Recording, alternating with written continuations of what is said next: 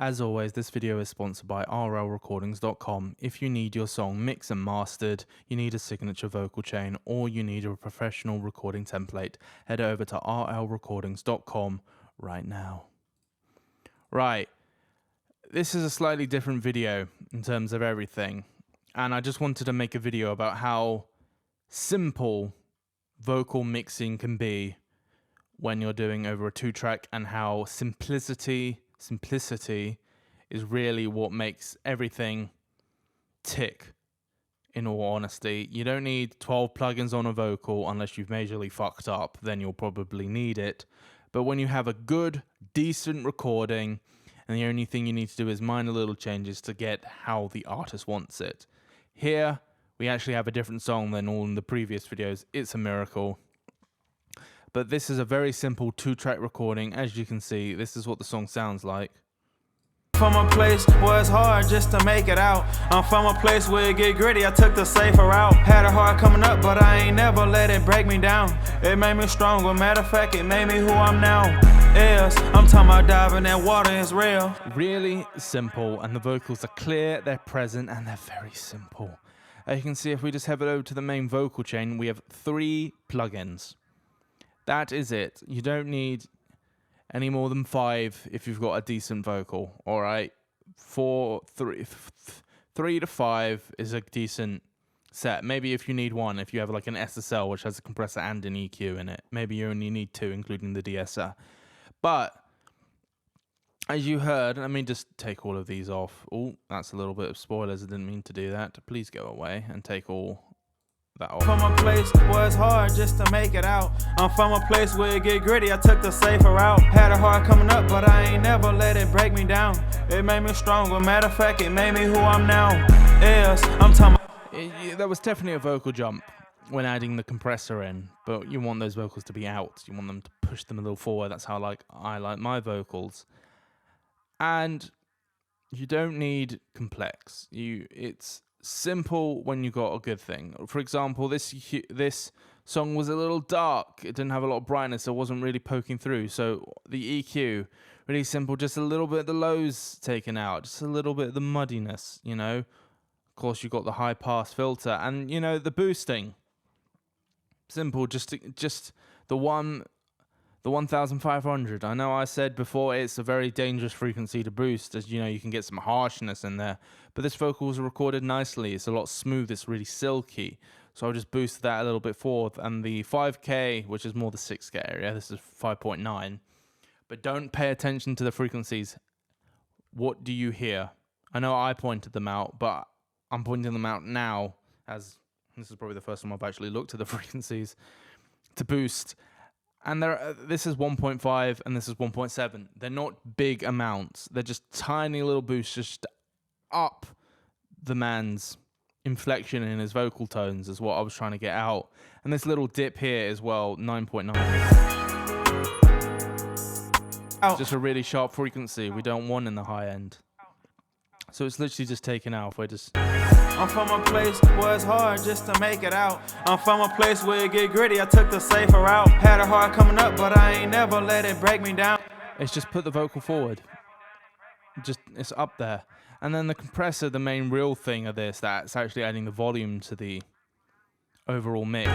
I'm from a place where it's hard just to make it out. I'm from a place where it get gritty, I took the safer route. Had it hard coming up, but I ain't never let it break me down. It made me... It's added some of the body back into the vocal, and it's also, this compressor from UAD also adds a little bit of a mid-range boost, so even more of that presence and silkiness will come out from the compressor, as this is an opto compressor. It's supposed to be creamy.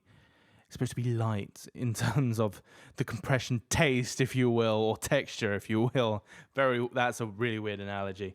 It's like a good cream cheese. Anyway, oh no, that's very cringy. Anywho, the compressor added the body. It brought the vocals out of the mix. It added them on top of the beat, and it was really simple. I probably could have stopped there, in all honesty, in terms of the vocal chain. Maybe add soothe, just to soothe everything, really, just to make sure nothing builds up. But I thought just a simple de-esser, because there are tiny bits of this vocal where the S's kind of get a little harsh, And that's definitely in the frequency ranges that I previously boosted. But if it's only happening at some amounts, the waves de-esser is really good at dealing with a lot of harshness in the S's. And as you can see, it's only actually at 10k.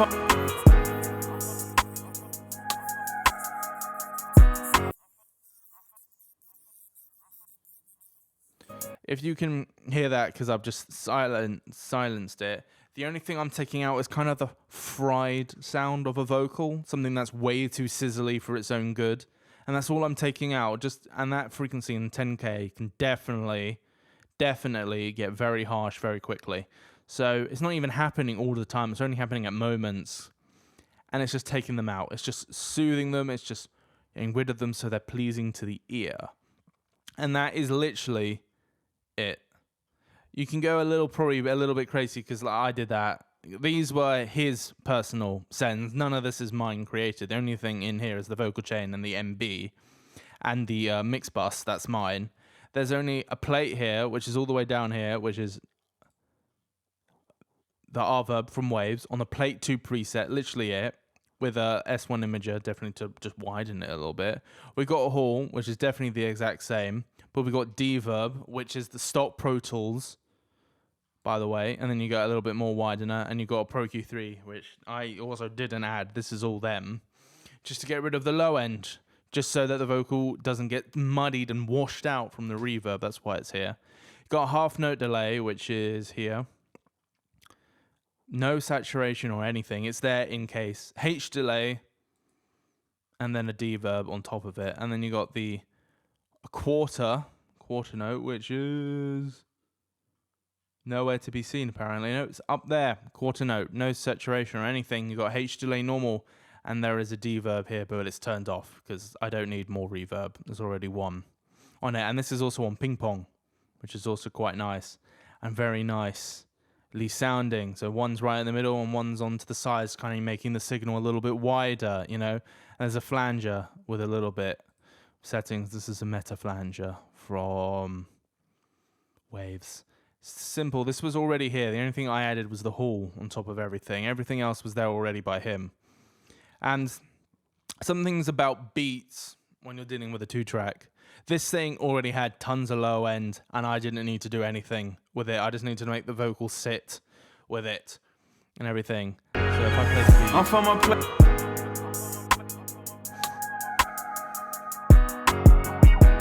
it's really only dealing with the hats in around the 10k area, which is also where the vocal was a little bit harsh.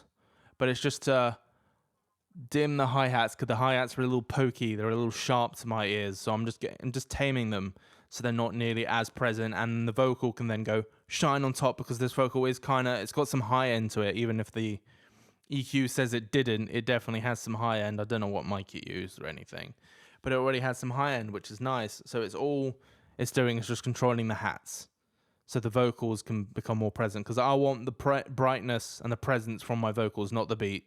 The beat can sit back. That's why I'm just doing that. And this little bit on the low end is to control the kick, because in bits of the song,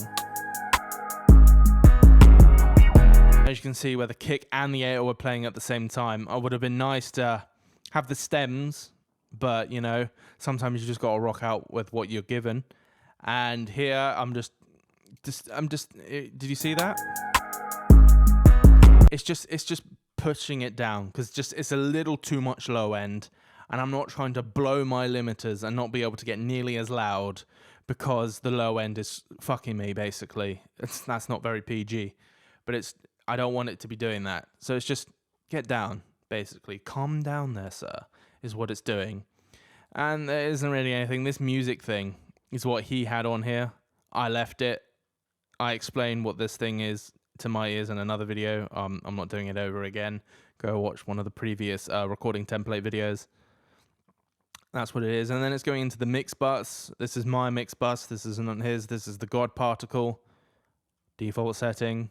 And then you got this, which is a plugin I've been messing around with lately. And you know, it's not bad. It's on the master setting, and it's at 50% compression. Could have been my last day on earth, but I know it wasn't the end. Feeling like I got rebirth, and no, I'm not talking about 2K. Really just brought everything out and kind of brought those vocals a little bit more forward and into your face, which is also very nice. And we got this Pro L2, which is actually doing something for once. It's actually doing something on a mix of mine, and it's just boosting the volume just a little bit. Could have been my last day on earth, but I know it wasn't the end. Feeling like I got rebirth and no, I'm not. And doing at absolute most 3.5 dBs of clipping. And that's literally all it's doing. And then inside is just tell me how loud we are. Could have been my last day on earth, but I know it wasn't the end. Feeling like I got rebirth and no, I'm not talking about 2K. About a -10, I'm going to say. That's a decent level. It's not the loudest mix I've ever done, but it's a decent mix for a 2-track. And then in mastering, we're going to take this to another level. We're going to get to -5 on this mix because it's nice and simple and everything. That's if this song was going to be mastered. I'm just doing a mix on this song, no mastering. But, you know, it's there. It's simple. Simple, simple, simple. I know there's a lot of talk about just be able to feel your way through a mix. And honestly, I felt my way through this mix. But the only reason I felt my way through this mix is because I know what the vocal needed. I understood what was wrong with it, and I had the tools and the knowledge to fix it. And this basically the whole point of this video is that you don't need to overly complex anything you do. You just need to be able to hear it. And when you hear something you know how to fix, you use your tools that you have to fix the issue. There we go. I got it out eventually. And that's really it. Simple. So thank you all for watching. You've been killing it with the views recently. I'm mightily impressed. Thank you all very much. I mean it, and especially the support on the recording templates as well. They've been killing it as well. They're only a cent at the moment. I'm just kidding. So go ahead, get them when you can, and thank you all very much for watching this. It's supposed to be a very quick video, but it's about 12 minutes long. So, thank you all for watching, and I'll see you all next time. Goodbye.